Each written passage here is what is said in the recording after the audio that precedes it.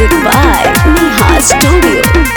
भोला से मांग सब हो जाई पूरा। अच्छा? ए भौजी अब कुछ रही ना अधूरा। ऐसा का? ए भौजी का हो? भोला से मांग सब हो जाई पूरा। ए भौजी अब कुछ रही ना अधूरा। जल्दी चला ना ता होई ठेला मठेला।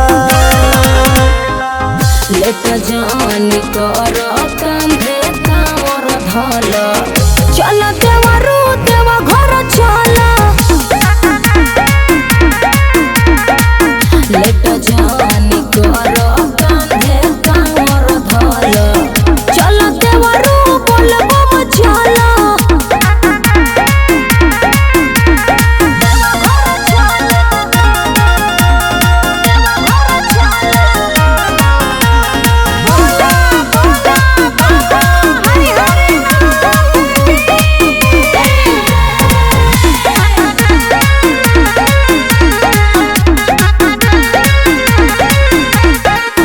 धूप अगरबत्ती सबे धैले बानी झोला में।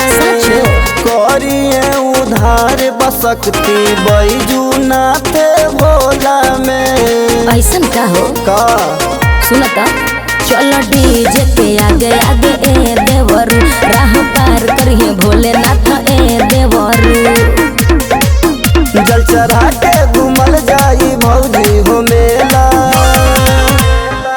लेट जानी कर कांधे कावर धल चल देवरू देवा घर चल।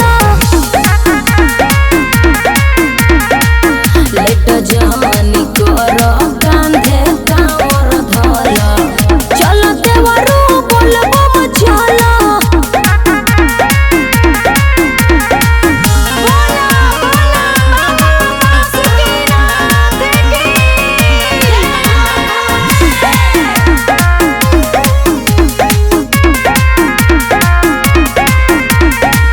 हो खेला हो भीरला माला माला गे लाइन में।